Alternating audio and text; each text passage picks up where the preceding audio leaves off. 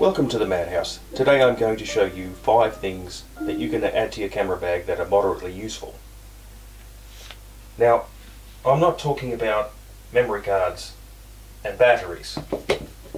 Depending on the type of shooting that you're doing and how much, you are probably going to run out of one of these things anyway, and you should be carrying both of these things as a matter of course. That really shouldn't be said. Also, other devices that you may have. You may be looking at getting some spare batteries for whatever devices that you have. For example. Well, never mind those. What I'm talking about is useful little bits and bobs that you might not always be thinking of when you're out in a shooting situation and you think, I wish I had that, I wish I bought that. And you're going to feel stupid for not bringing them. The first item I'm going to show you is the circular polarizing filter. And yes, I've had my little diatribe on filters before. Generally, digital cameras these days can be set to emulate the effects of filters, so they're pretty much obsolete at this point, except for the polarizing filter. Because photography, remember, is all about controlling the light. And the one thing that the polarizing filter is useful for doing is blocking direct sunlight or light from a strong source coming from a particular direction, and it can cut down on flaring quite considerably and even out your exposure. Which is why I recommend having a circular polarizing filter to fit the camera, whatever camera lens that you are shooting from. Now, item number 2 I'm going to show you would be a remote release. Now, there are various types of remote releases. There can be the electronic ones like this Nikon, what is it, ML3, which is a remote release that plugs into a port on the front of the camera and can be operated remotely. This is particularly useful for long exposures, shooting the moon, for example, or whatever you reckon. But some older cameras, you remember these? The older cable releases? Gotta remember those. Used to have those in the film days, and when I was shooting my Memi RV67, I had to shoot that off a tripod with the cable release because I just couldn't shoot that thing offhand. 2. Those are very useful things to have. Just shove them to the side there. Item number 3. Cleaning gear. This is absolute must. Keeping your cameras and your lenses clean so you don't get crap on your sensor or on your lens. You got the little blowy thing blowing, especially particularly with some sensors in some cameras don't have the ultrasonic cleaning thing.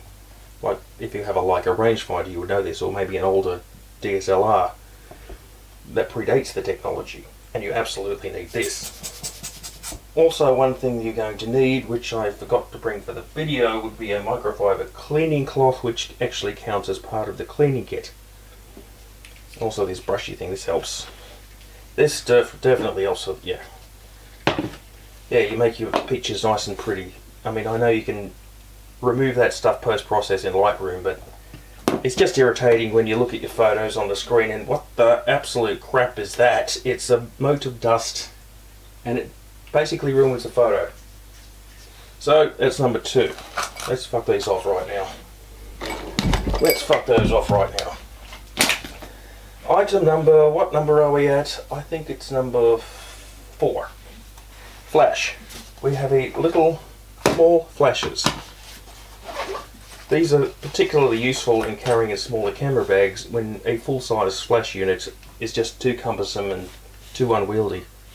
And also the allows you a little bit more power than the on-camera flashes that some cameras have, when some cameras don't need it. Sometimes you need to even out an exposure, sometimes the light is tricky and you just want to add a burst of fill flash to even it out and make things just look a little bit better. Which is why, look, these are very simple to operate. There's 2 settings, on or off. It's not hard. This one's on or off too. Look, this Nikon SB400 has the option of tilting up, which means you can bounce your flash. But even this old one, what is the National P whatever it is, I don't know. It just came in a camera bag when I bought it, and you check the side pockets when you buy used camera bags, because sometimes there's stuff in there that can just leave you little surprises. That's just what, and this is where I got this, I think. I mean, this one can't be bounced, but still, the next accessory that I'm going to show you will help with that. Number 5 I'm going to show you is, what is this thing called again? A remote cable. You can use this to get the flash off the camera and bounce it every which way you like. It doesn't matter that the particular camera flash that you have doesn't bounce, because you can use the cable and bounce it and be very creative with your light use. I mean, look at it. This one has a little PC cord here too, but it's not very long, and so the utility is somewhat limited, which is why I would recommend one of these if you can get one. I'm sure you can get one. They're not hard to find. Easy peasy done. That's 5 things. I think it's 5 things anyway. Or did I lose count? Also, make sure you got batteries for your flash. I already said that. Oh yeah, extra bonus item. If you're doing night exposures, you need one of these. You set changing the exposures when you're doing astrophotography or shooting the moon, as sometimes you do, and you can't see the light, can't see to change the settings on the camera. Make sure you have a torch. And that is my video for today.